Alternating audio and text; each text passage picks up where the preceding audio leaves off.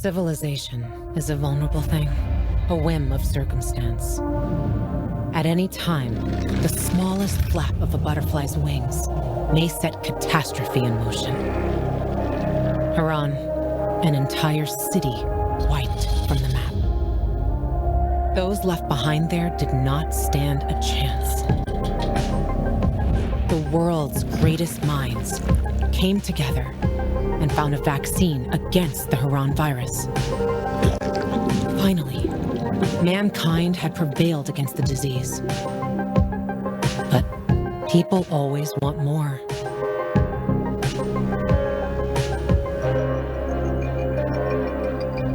Despite a promise to shutter its labs, the GRE continued its research in secrecy for military purposes. It didn't take long for a variant of THV to escape into the world once more. The fall happened more rapidly than anyone could have predicted.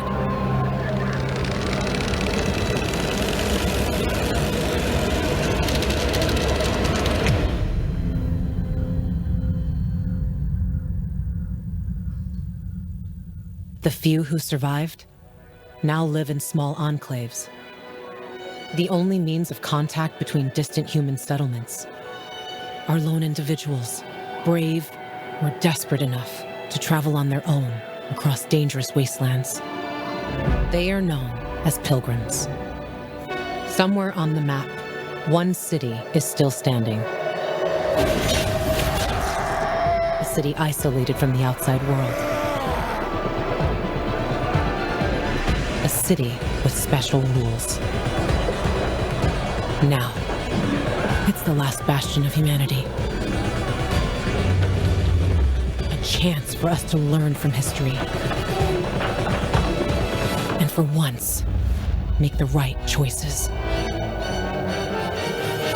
Because every choice you make here shapes the future. Irreversibly.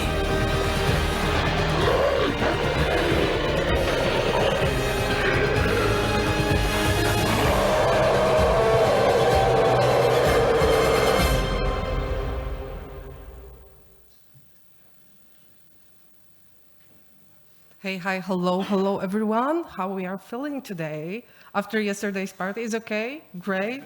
I'm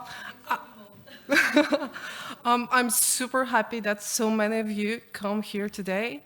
I'm also overly excited to talk to you about how we design different environments for Dying Light Stay Human. But before we start, I think I owe you a small introduction. My name is Katarzyna Zielińska, and I am a lead environment concept artist at Techland. I'm also an illustrator, an educator, and I absolutely love sharing knowledge.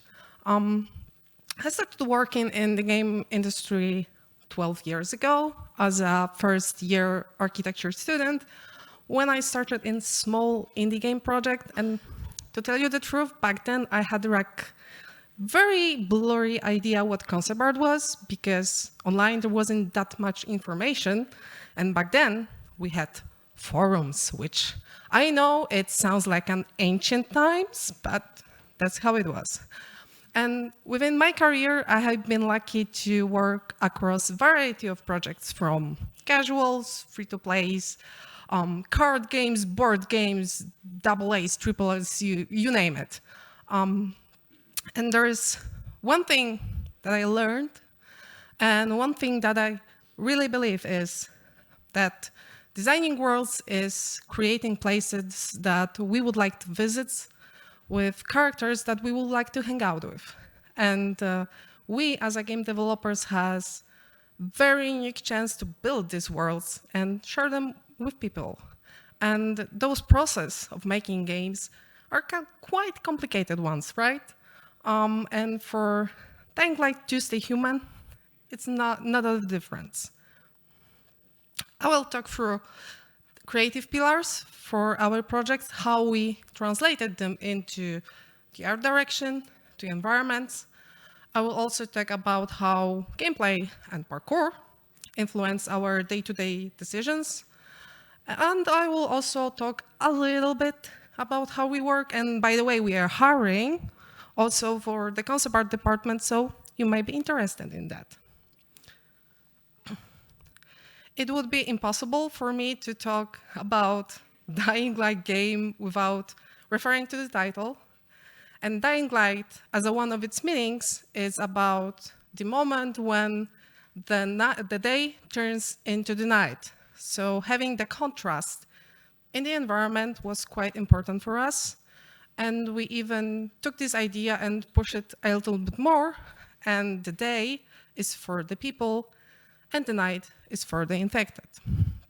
And to be able to show you, to tell you how we translated this idea into the art direction and the environment, I prepared this extremely detailed and exciting sketch. And before you ask, yes, we sometimes do this type of like doodling and sketching, especially on the meetings.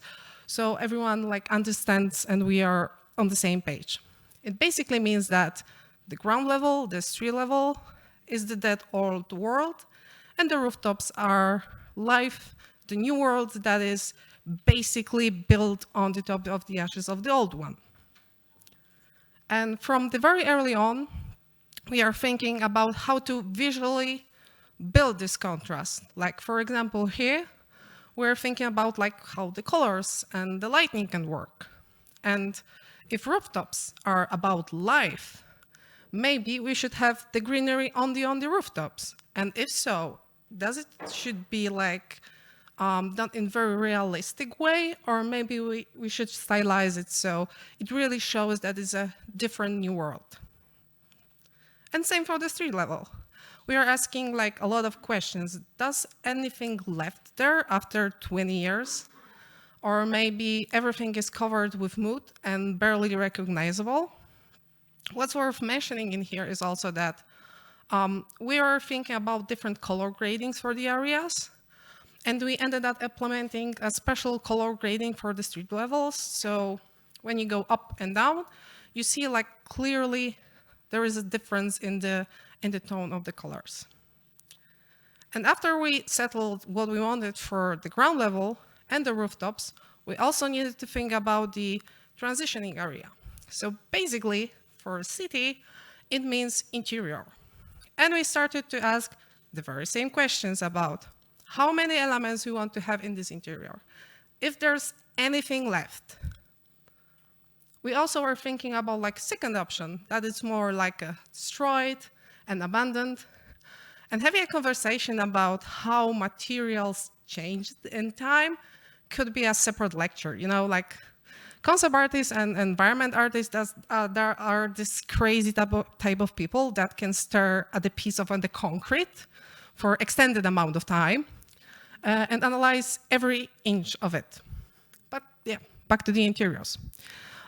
We ended up having like something in between those options because in the beginning, where we are having like more an empty approach, and then the gameplay came in.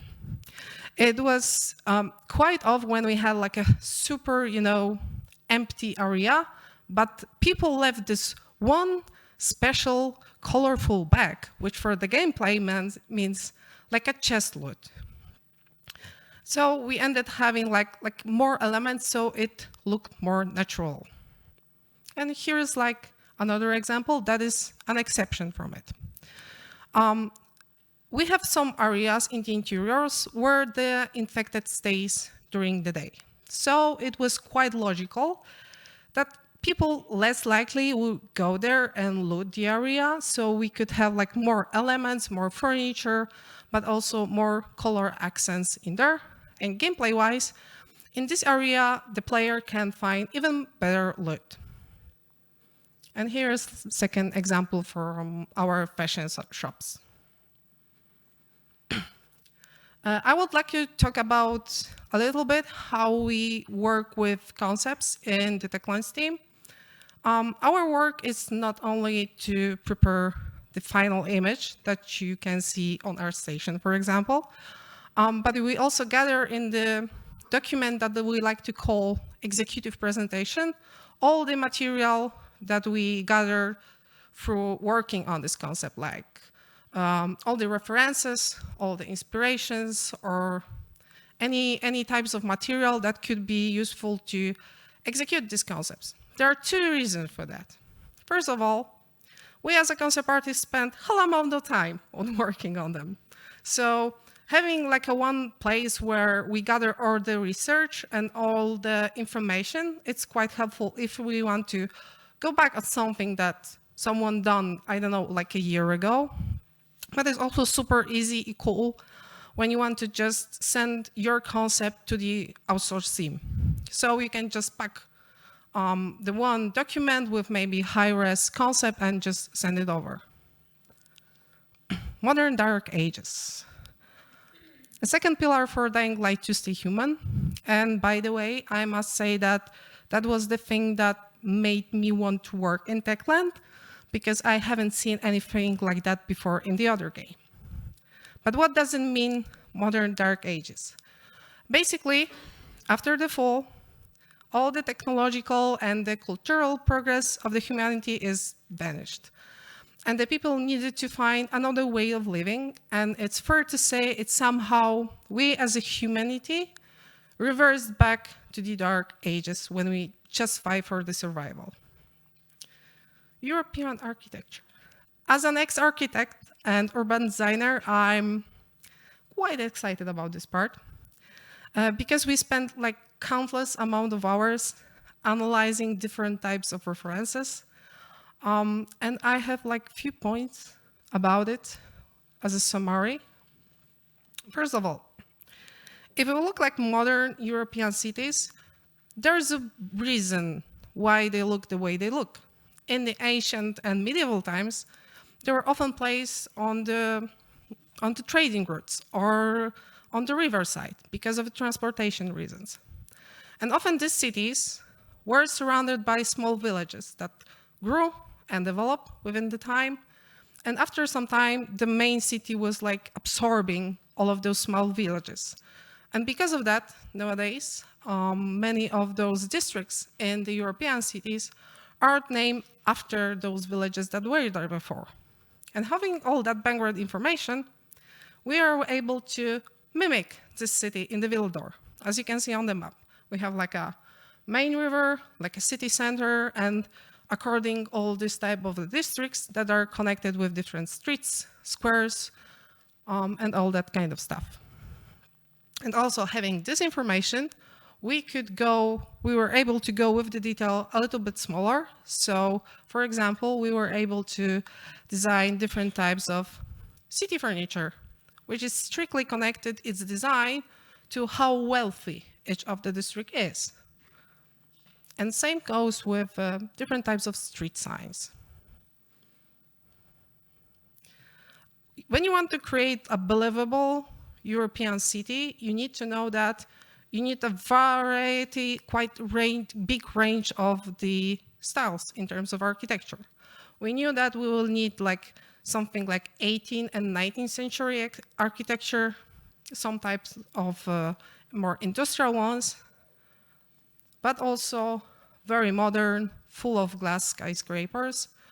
What is also important to mention that each of these districts should have like iconic buildings that is connected to it, like VNC Tower for the central loop. Environmental storytelling. It's another tool that will let us to give a soul and like more meaning to the city structure. I would say that building it for the game and the setting that is so strongly rooted in the realism is another challenge. And I have a few examples how we managed to add this additional environmental storytelling layer. In this concept, you can see a GRE building. And GRE buildings are not connected like to the main storyline, but have a very, very specific mood with very specific gameplay inside that give like an option to the player for explore. And for the Emil, who made this concept, the idea was to have something that looks like a rotten body with worms. And I know that's sick, but I absolutely love how he executed that. So having the buildings with a special mood is one example of that. Another thing, branding. Like basically modern cities are absolutely flooded with advertisement unless there is some city architect that takes care of it. And we wanted to have these brandings on the billboards, on the different types of shops. But when we went like down with the scale of the environmental storytelling, we're thinking about the objects that show you that people needed to reuse objects that they find in the city in the new world. And here you can see like different types of graves that are basically reusing stuff that were looted from the buildings. Another layer, different types of posters and small little notes that the player can collect while going through the city. And what's interesting about these posters is that you can clearly see which one of them were older and newer. Because when you go from the left, the first one is more about the emotion, and you clearly see there was someone with graphic design skill to make them. The second one is a little bit more informative. There is nothing about the emotions. There's still someone who had to design it, and you see that someone did it, but it's less of an, I would say, artsy side as the first one. And the last one is like the pure information. And when we were placing them on the city, for us, it was quite important to have like the right order of them. So when you like place one poster on the top of the other, everything works great and fine with the timeline of the events in the city. Murals and street art. When we are thinking about like modern city, we have to have some of this type of street art. I would say that as a concept art team, we had full freedom in terms of the subject, the technique that we want to use. I think it comes along pretty well with the fact that the real world street art is about like freedom of speech and like the expression of the artist. And there's one more thing I want to mention about murals. We came up with idea that they were made by 3 different types of art collectives. And one of them is Brzeszczot, which I think it sounds great for people that are not from Poland. And second one is Szybko Betonki. And actually, Szybko Betonki is an internal name of Techland's environment concept art team. And just please don't ask me questions why we name ourselves that way, okay? Because that's super silly. Living in the apocalypse. I think it's the right moment to talk to you about the human structures that were built on the rooftops. When we were designing different parts of the environments, we like to place our designs around our idea of having 2 layers of the design. The first layer is so-called pre-apo. So everything that was in the city before the fall, like buildings, like vehicles, like streets, so everything that I already talked you about. And the second layer that were built after the fall. I think that most of us have seen this at some point in their education, is the Maslow's hierarchy of needs. It basically tells you which human needs are the most important for our survival and which of them are less important. And having this in mind while designing different structures, we needed to answer questions like how people would produce food in the new world if we had different types of fields and gardens, and now we cannot use the ground level because they're infected and dangerous. So maybe we need to have this type of structure on the rooftops. Same goes with different types of shelters. Here we have an example of the sleeping area in the Bazaar Church. I love this concept because of 2 reasons. First of all, it shows perfectly how people try to use the space that are left as much as they can. And the second one is a very makeshift approach to it. What does it mean? Like, if you take an old tarp, like an advertisement tarp, you can reuse it. It could be like a great idea to build a tent from it. Or maybe you can use like an old basket and change it into a lamp that, you know, works pretty good. Like, maybe looks awful, but works pretty good. And the second layer of the people needs is about the emotions, about like feeling connected to the society. And in this layer, we, for example, plan different types of campfires, as we call it, around the city where you can sit, listen to the stories about the past, about the current times, and know more about the world. I think it's impossible to talk about the structure without the design context, because from one of our pillars for design is to give so-called choices and consequences.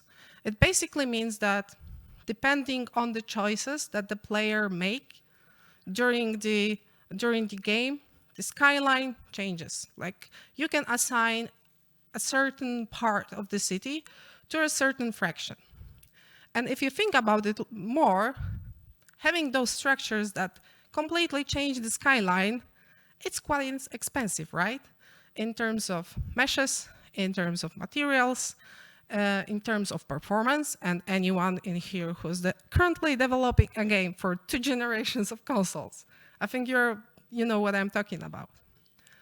And I want to give you like one trick how we use it for these specific structures, because we had like variety of them, but these single structures are quite interesting. We decided to pair the structures on 2 elements. The lower part, that will be like a puzzle that is used for every fraction. Like, peacekeepers will have this one base that it's repetitive, and the survivors will have their own. What was important for us, if we want to change the skyline, we have to have like the most interesting and different shapes as we could. So for us also was important that the upper part will be quite different depending on the function of the objects. It also came along with the fact like that the topper part will be visible above the tree line. So anything that is on the tree line, we won't be seeing it unless we were very close to it. So reusing the base for each of the buildings like save us a lot of materials and meshes along. Building a playground. The same way, for me, it would be impossible to talk about Dying Light game without referring to the title. It would be impossible to talk about Dying Light game without the parkour. Our goal for the city was to build this one giant playground, so when the player sees it, he or she wants to explore it and want to know more, like Bilbo Baggins going to an adventure. So like we wanted to have the same feeling for it. And to be able to do so, each artist working on the game had to stick to very tight measurements that comes with parkour.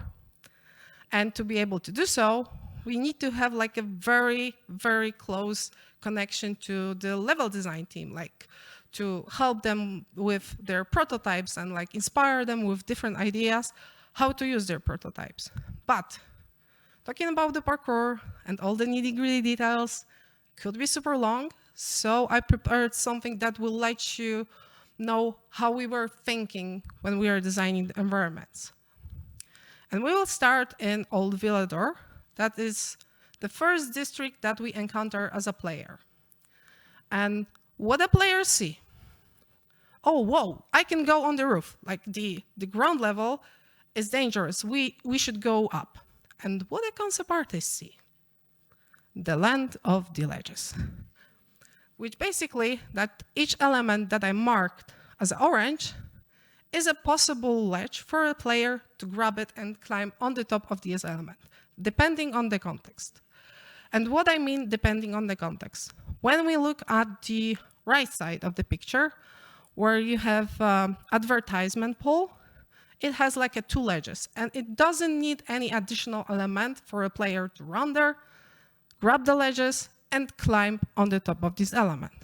But when we look on the left side and see this low shop on the left, it would be quite impossible to just, grab the roof and go there. So we need an additional element that will help us to get there. And our lovely level designers thought about the idea of placing a track that's a little bit lower and helps the player to get to the roof. And that's the one thing. And for us concept artists, seeing the track placed in this exact place, in this exact context, made us ask questions. Okay, so if we place this track in there, is it logical? Like, one track parked, especially in this one place, might look off. So, for examples, we came to the solution that if we put more of the cars in the line, it could look like a traffic jam. So it's logical why we have it in here.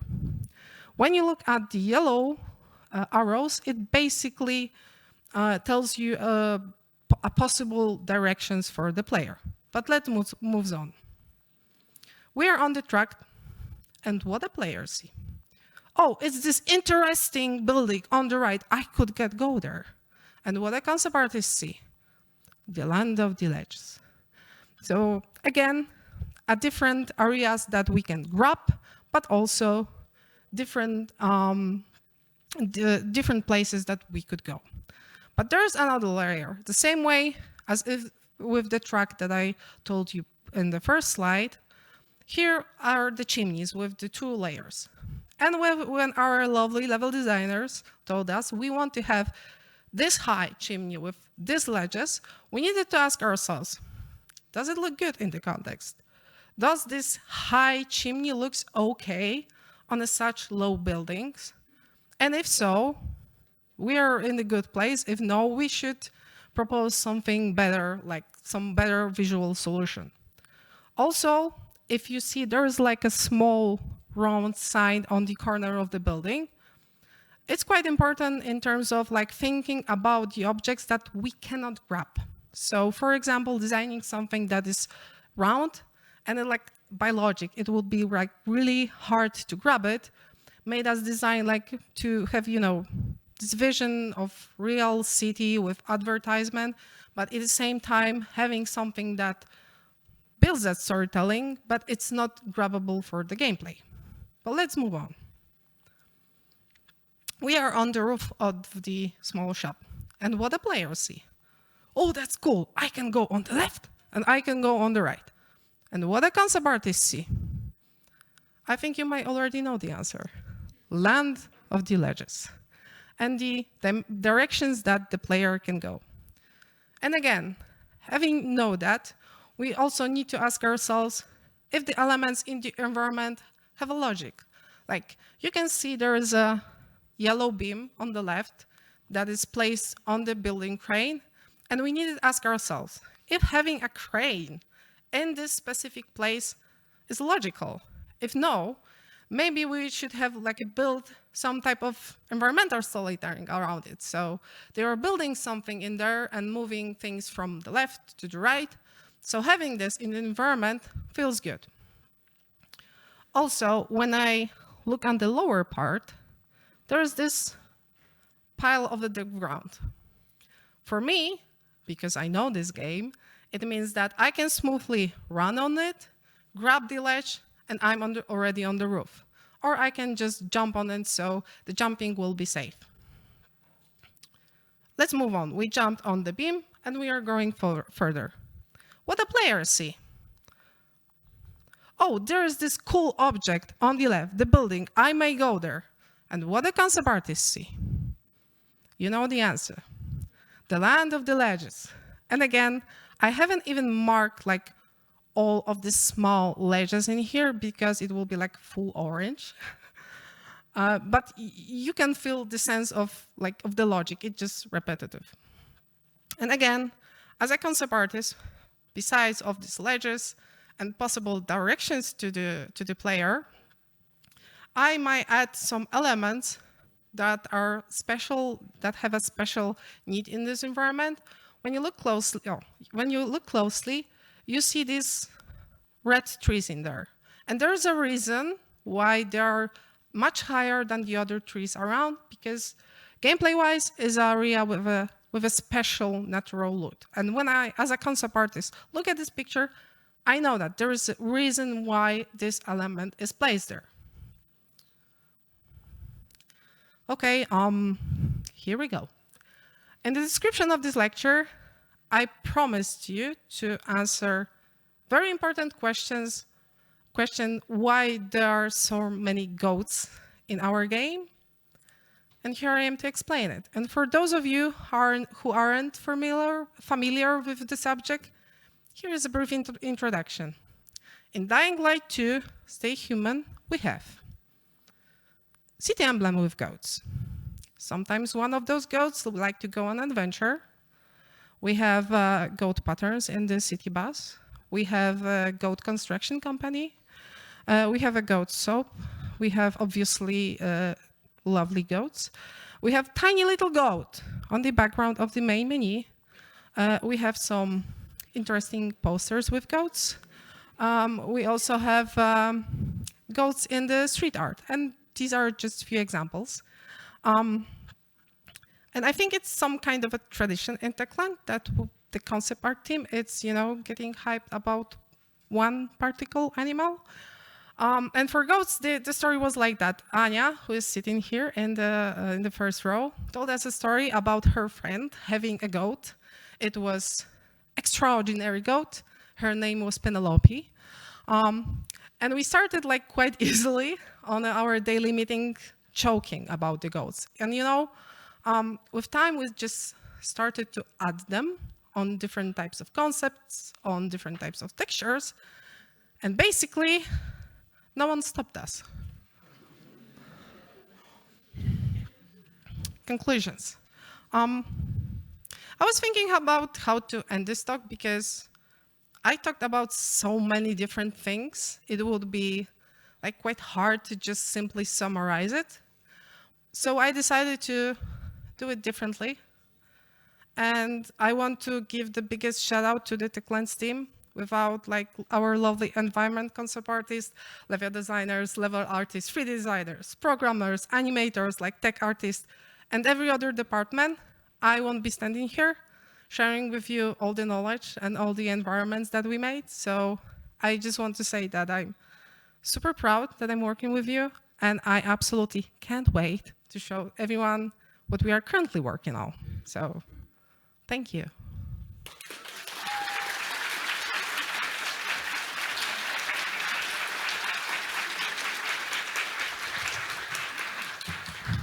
Thank you, Kasia. Before we start with the questions, I'll be doing portfolio reviews at 2:30. When you enter the building and on the left side, there's a safe zone, a Techland safe zone. I'll be sitting there for about an hour reviewing portfolios. And after the hour, I'm gone. So you better go. So, but by now we still have Kasia here. And if you have any questions, it's the best time to ask her if you need anything more. So, any questions? Okay, so in the Dying Light 2, we have a goat. What was it in the first one? Okay, so we have in the following, which is the biggest DLC for Dying Light 1, we have chickens. And in Dying Light 2, we also have chickens, but you know, like goats take over the world, so. I will search for them. Okay, so we have questions about goats, chickens. What's more? Can goats do parkour as well? Can goats use ledges? You know, I signed NDA. I cannot talk about that stuff. Okay, any more questions? How many details from the first illustration you prepare we can see at the last, you know, in the game when you draw you know, the first illustration is just about the ambience, or on, you know, you have to think about all little details that will remain in the game? Basically, when we are like doing the environment concepts, we need to think about everything at once. Of course, first we do sketches that we talk with level designers and different departments and talk if that's right and okay, and then we just push the detail. It's not like we do the final illustration and there you go. Can we do this? Because I really believe that if we would work that way, it will just waste a whole amount of time. So yes, we think about everything simultaneously, and I think my team just gathered some superpowers after that. But yeah, we thought about like every detail at once. Thank you, Kasia. Any more questions? I do not see. So, Katarzyna, thank you very much. Thank you. Thank you.